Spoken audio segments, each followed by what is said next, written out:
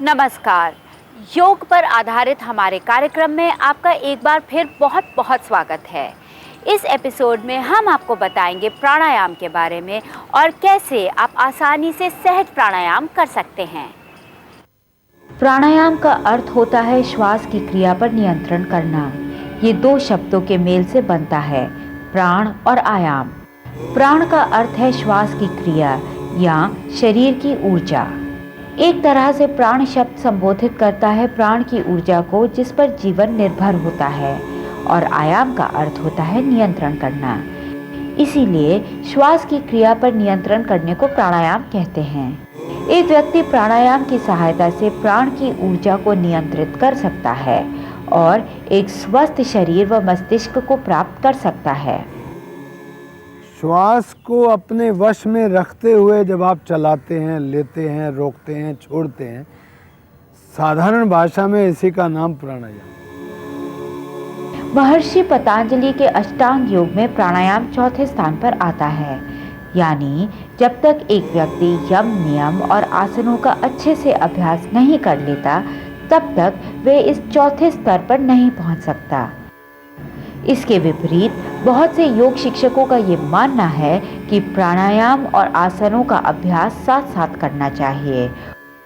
योग की कुसमयता और इससे संबंधित नियमों के बारे में भिन्न विचार की वजह से विभिन्न शिक्षक योग के विभिन्न मार्गों को अपनाते हैं। परंतु श्वास संबंधी व्यायामों को आजमाने से पहले श्वास की प्रक्रिया को समझना बहुत जरूरी है। श्वास की प्रक्रिया में दो महत्वपूर्ण क्रियाएं आती हैं, जो है श्वास ग्रहण करना और श्वास बाहर छोड़ना। योग शास्त्र के अनुसार इसमें से श्वास ग्रहण करने की क्रिया को पूरक कहते हैं और श्वास छोड़ने की क्रिया को रेचक कहते हैं। ये दोनों क्रियाएं व्यक्ति के जन्म से लेकर मरण तक बिना रुके चलती रहती हैं। योग विद्या के अनुसार जिस स्तर पर इन दोनों क्रियाओं को रोका जाता है उसे कुंभक कहते हैं। श्वास ग्रहण करने यानी पूरक के बाद के विश्राम को अभ्यंतर कुंभक कहते हैं और श्वास छोड़ने यानी रेचक के बाद को बाह्य कुंभक कहते हैं।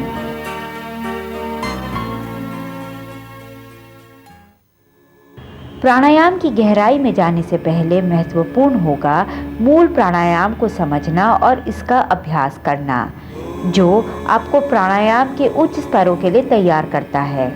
इस एपिसोड में भी हम इसी बात पर ध्यान देंगे। आइए शुरुआत करते हैं सहज प्राणायाम से।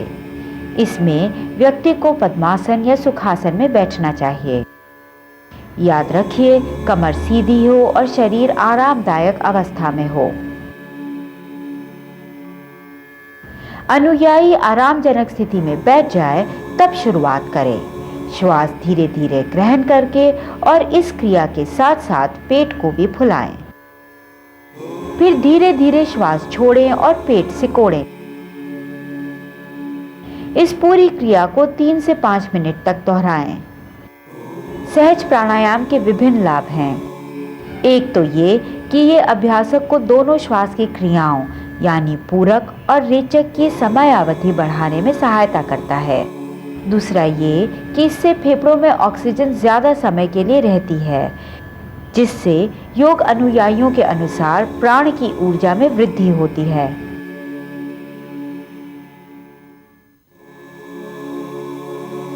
नाड़ी शोधन प्राणायाम एक अन्य प्रसिद्ध और ज़्यादा प्रचलित प्राणायाम का प्रकार है। इसका अभ्यास करने के लिए पद्मासन या सुखासन में बैठिए।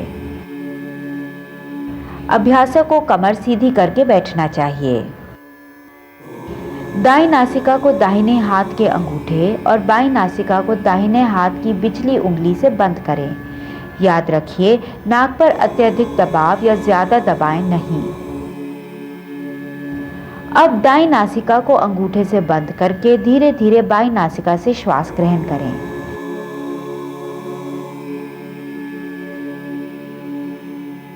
फिर दाईं नासिका से श्वास छोड़ें।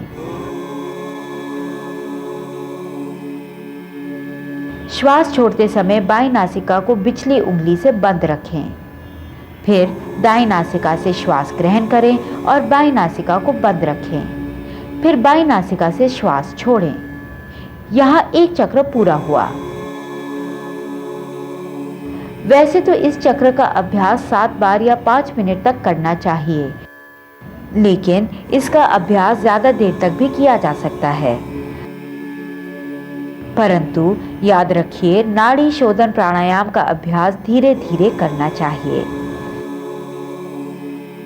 नाड़ी शोधन प्राणायाम के बहुत से फायदे हैं, जैसे कि इसके नाम से ही ज्ञात होता है कि ये नाड़ियों की शुद्धि करता है और मस्तिष्क से अनचाहे विचारों को हटाता है।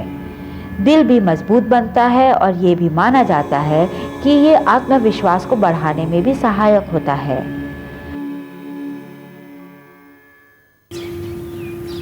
प्राणायाम का एक और बहुत और प्रसिद्ध प्रकार है ब्रह्मरी प्राणायाम। इस प्राणायाम का अभ्यास करने के लिए अभ्यासक को पद्मासन या सुखासन, जो भी ज़्यादा आरामजनक हो, उसमें बैठना चाहिए। फिर दोनों कान अपनी तर्जनी उंगलियों से बंद करें। फिर लंबा व गहरा श्वास ग्रहण करें। श्वास छोड़ते समय हम की ध्वनि को दांत खोलकर व होंठ एक दूसरे से जोड़कर उत्पन्न करना चाहिए। याद रहे, ध्यान हम की ध्वनि पर होना चाहिए। ये क्रिया 8 से 10 बार दोहराएं। ये लोगों को हमेशा रहने वाले सर दर्द से छुटकारा दिलाती है। ये भी मान्यता है कि ये मस्तिष्क को मजबूत बनाता है और गले से ऊपर के भाग की हर कमी का ध्यान रखता है।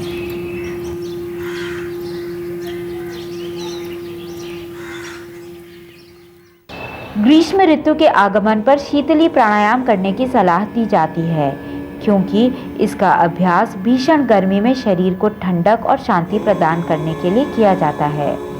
शीतली प्राणायाम का अभ्यास करने के लिए पद्मासन या सुखासन में बैठिए। शरीर ढीला लेकिन कमर सीधी होनी चाहिए। जीभ बाहर निकालिए और दोनों सिरों को इस प्रकार मोड़िए। ये एक पाइप जैसे दिखना चाहिए। अब श्वास छोड़ें। फिर इस पाइप के आकार की जीभ से श्वास ग्रहण करें। इस क्रिया को 8 से 10 बार दोहराएं। ये खास तौर पर प्यास का शमन करने और गर्मी से लड़ने का असरदार तरीका है। अगर शीतली प्राणायाम के साथ जालंधर बंद का भी अभ्यास किया जाए तो ये और भी ज़्यादा असरदार सिद्ध होता है। सांस रोककर अपनी गर्दन को आगे की ओर इस प्रकार से झुकाएं कि ठोडी आपकी गर्दन की हड्डी से छू सके।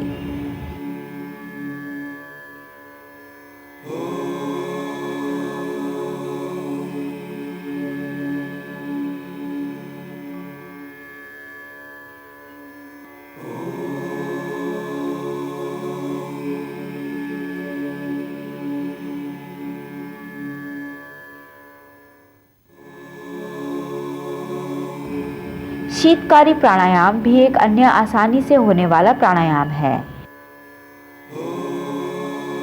इसमें अभ्यासक को पहले की ही तरह पद्मासन या सुखासन में बैठना चाहिए।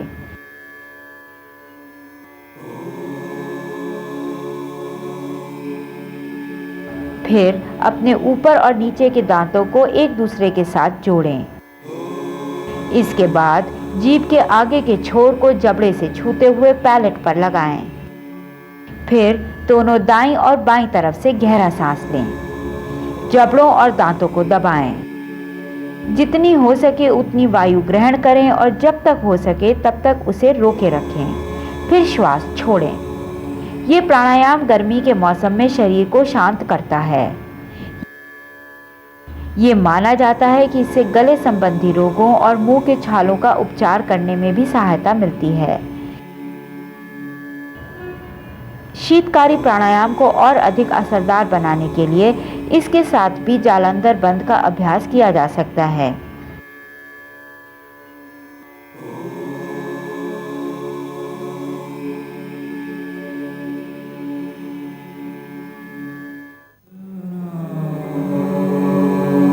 अब आता है भस्त्रिका प्राणायाम।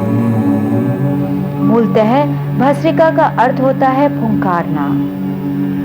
इस प्राणायाम में श्वास लेने और छोड़ने की प्रक्रिया तेज हो जाती है। इसमें भी पद्मासन या सुखासन में बैठिए और कमर सीधी रखना न भूलें। गर्दन भी सीधी होनी चाहिए। अब तेजी से श्वास ग्रहण करें और झटके के साथ श्वास छोड़ें। अपने बाएं हाथ को पेट पर रखें और महसूस करें कि श्वास लेते समय पेट फूले और श्वास छोड़ते समय पेट पिचके। इसका 10 से 20 बार अभ्यास करें। इस क्रिया के समाप्त होने के बाद अपने अंगूठे से अपनी बाईं नासिका को बंद करें और दाईं नासिका से श्वास ग्रहण करें।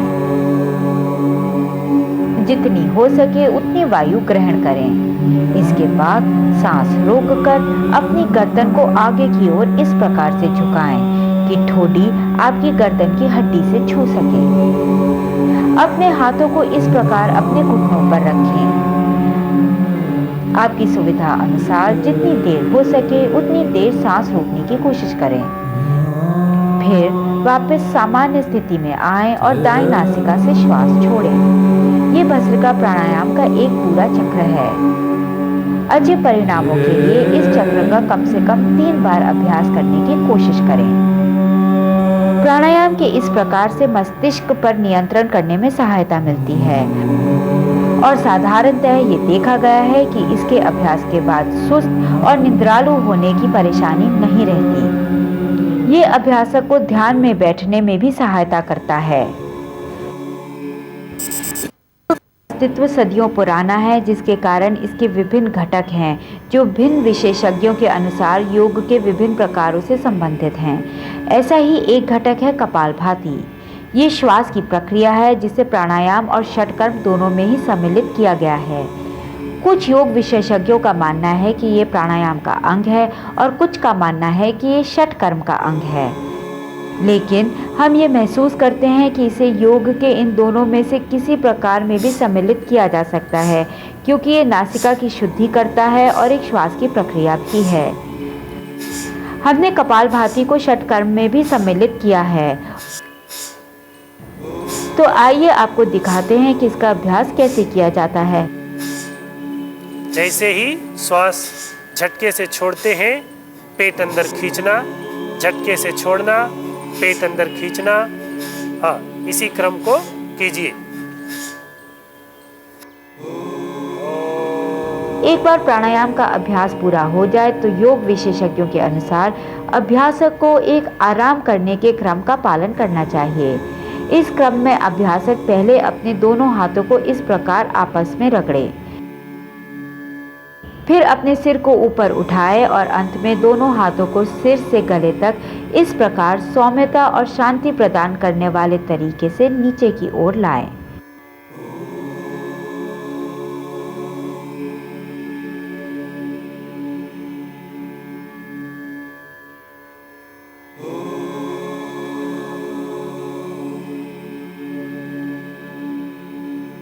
निचोड़ ये निकाल दिया अंत में कि प्राणायाम आदि युक्तेन सर्व रोग क्षयो भवेत, अयुक्ताभ्यास योगेन सर्व रोग समुद्भवा। कि जो युक्ति से प्राणायाम करता है, विधि विधान से करता है, किसी अच्छे योगी के यहाँ जाके सीखता है, उसके सारे रोग दूर हो जाते हैं प्राणायाम के अभ्यास से। और जो लोग ऐसे ही अनाप शनाप कहीं से भी पकड़ा, खुद ही देखा देखी कर लिया, तो उससे उनको एक नहीं सैकड़ों रोग आके घेर लेते हैं। आपसे विदा लेने से पहले हम आपको बताना चाहेंगे कुछ नीति नियमों का पालन हमेशा करना चाहिए। जैसे प्राणायाम एक शांत स्थान में करना चाहिए, उचित समय में करना चाहिए, यानी ना ज्यादा ठंड हो और ना ज्यादा गर्मी। अभ्यासक को संतुलित और उचित आहार लेना चाहिए। शुरुआत में साधारण नाड़ी शोधन प्राणायाम का अभ्यास करना चाहिए, फिर अंत में प्राणायाम का अभ्यास करना चाहिए। हमारे शास्त्रों में कहा है, यथा सिंहो गजो व्याघ्रो भवेद वशयो शनै शनै तथैव सेवितो वायुरन्यथा अंति साधकम्। कि जैसे शेर, चीते और हाथी को धीरे धीरे वश में किया जाता है, ठीक वैसे ही प्राणों का कंट्रोल किया जाना चाहिए, अन्यथा ये आप साधक को मार भी सकता है। प्राणायाम को योग का एक बहुत ही असरदार प्रकार माना जाता है और इसका अभ्यास तकरीबन सभी कर सकते हैं, परंतु जैसे कि ये मनुष्य शरीर की बहुत ही महत्वपूर्ण क्रियाओं से जुड़ा है, इसीलिए विशेषज्ञ से संपर्क करने की सलाह दी जाती है। तो ये था हमारा एपिसोड प्राणायाम के बारे में। हम आपसे फिर जल्द मिलेंगे। तब तक के लिए हम सभी की ओर से नमस्कार।